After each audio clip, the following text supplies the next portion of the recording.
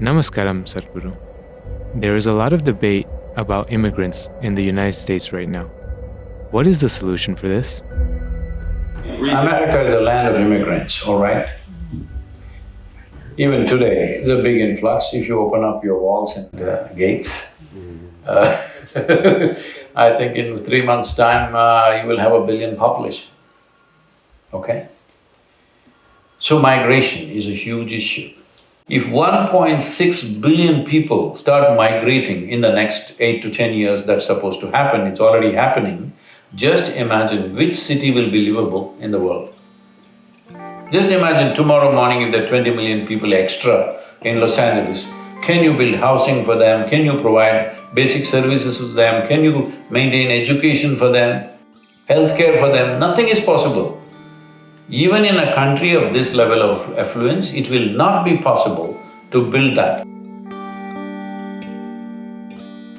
When people migrate, so you must understand this. Right now, between Africa and United States, at Spain, Italy, all these places, every year thousands of people are drowning in the waters, they are not reported.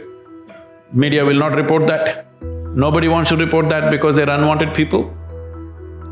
But some deaths will be reported.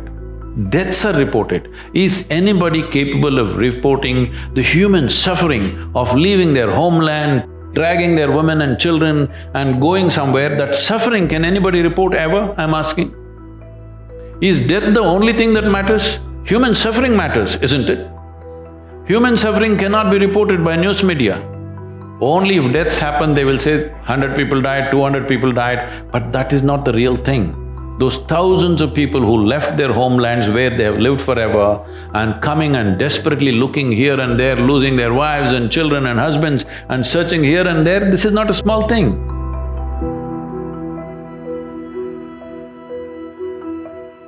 Migration, unplanned migration is a very cruel process. And it's not in one country, it's happening all across. So people just landing up in strange spaces without knowing what it is, especially for women and children, it is a horror story. 1 or 2 generations go through real horror story.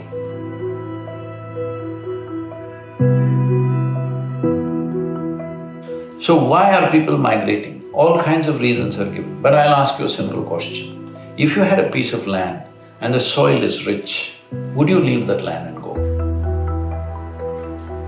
If you had trees on the land, would you leave it and go? You can easily survive there, at least subsistence farming will happen. Your nourishment will happen even if you don't make money. People will not leave that and go. Right now, that is in question. Basic nourishment is in question. So in the last 40 years, we have taken out nearly 37% of the world's topsoil out. It doesn't exist anymore. We've eaten it, we've thrown it, we've done something with it, but it's not where it should be. So we have soil for another 80 to 100 crops. What is our plan for tomorrow? By 2035, they're expecting massive food shortages simply because this time, usually it is famines happen because of lack of water. But today we have the capacity to transport water through pipelines and canals. But this time it's going to happen because of lack of soil. They're calling this as soil extinction. You've heard of dinosaurs going extinct, you have heard of dodos going extinct, but this is soil extinction is what we are looking at. But ecologically, at least if the soil is rich, people will stay on the land. They will not leave it and go somewhere. There are other problems. Right now, people tell me 30 cities on the planet have 72% of the world's investment. With this kind of disproportionate investment, obviously people will all pile up in one place.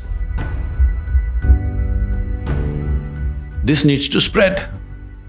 If investment has to spread, who will risk spreading their investment to a place which is harder to do business? You have to create a fund which will allow a little more easy money. If you want easy money, you must invest it in impoverished societies.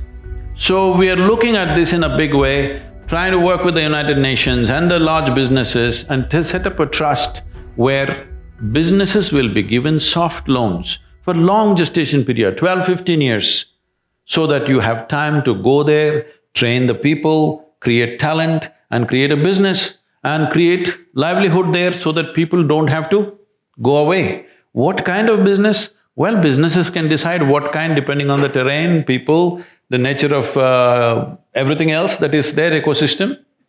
But if we don't do this now, that if we don't spread the world's investment into various areas, you will see when one segment of population is living with so much comfort and well-being, another segment has nothing, you cannot control it. All these years you controlled it because there was no transportation, you understand?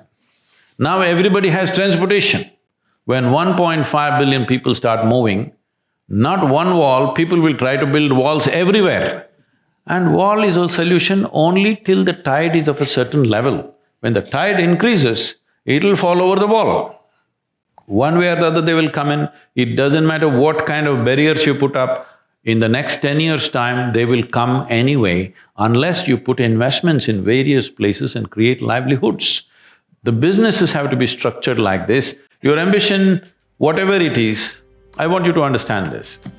You will realize this as you go with your life, but if you realize early, it's better.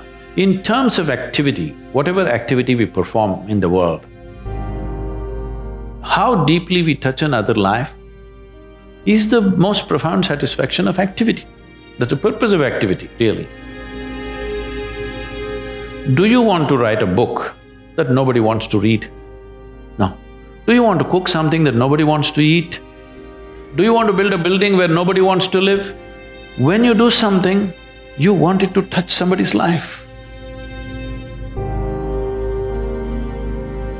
So if this is the thing, you must think on these terms. How to impact maximum number of lives and where can we do it? If we don't create this opportunity and allow migrations to happen, you will see terrible things happening. This is going to scale up in a tremendous way if we don't spread investment, if we don't spread businesses into societies which are stuck in poverty right now.